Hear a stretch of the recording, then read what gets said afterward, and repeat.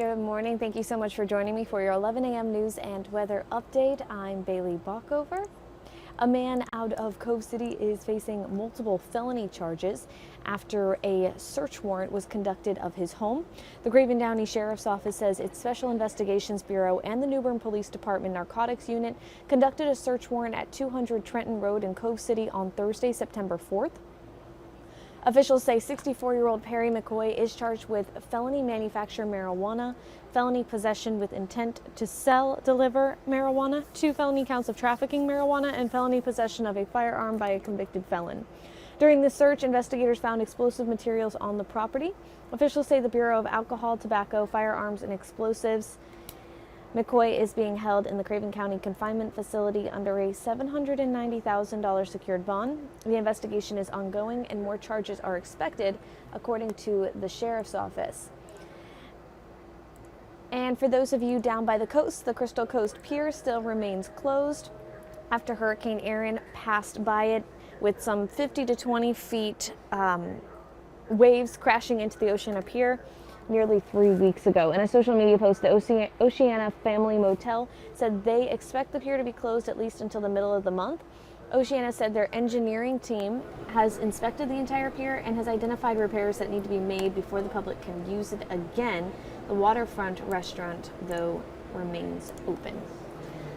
Well, now let's take a look at our forecast with meteorologist Russell James. Russell, how are we looking outside? We're looking pretty good as of right now. I mean, we have plentiful sunshine and mild temperatures, and it's definitely a breezy day today, certainly along the coast, and especially at the Neuse River.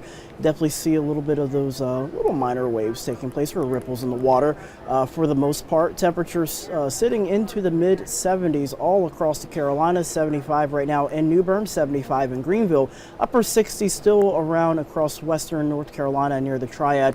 We're running several degrees lower than it was around this time yesterday via a cold front that's passed off of our coast, and we could continue to see persistent northeasterly winds at around 10 to 20 miles an hour. We've seen gusts at times close to 30, and that has led to a few issues, especially around the northern Outer Banks. So there will be a high risk of rip currents everywhere from Kitty Hawk down towards north of Hatteras for today. But the big story, of course, is a cool air wedge setting up across eastern North Carolina.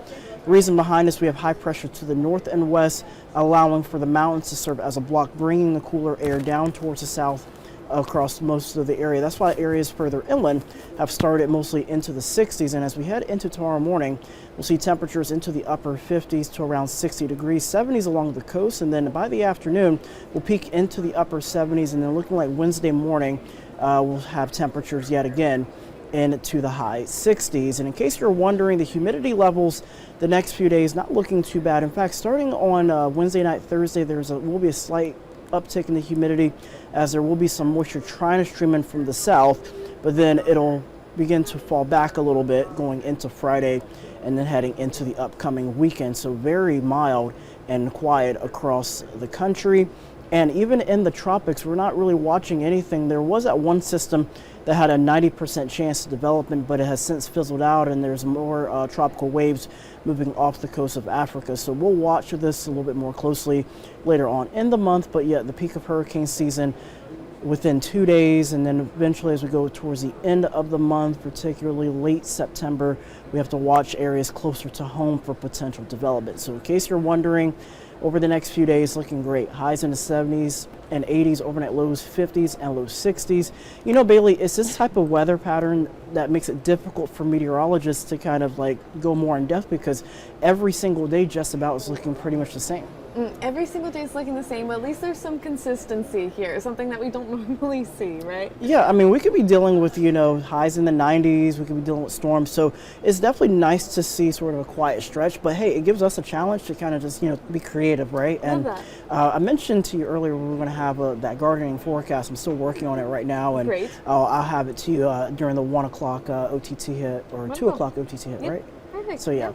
Wonderful. All righty. Well, thank you, Russell, and thank you all for joining us for your 11 a.m. news and weather update. Join us back here for your news at noon. We'll see you soon.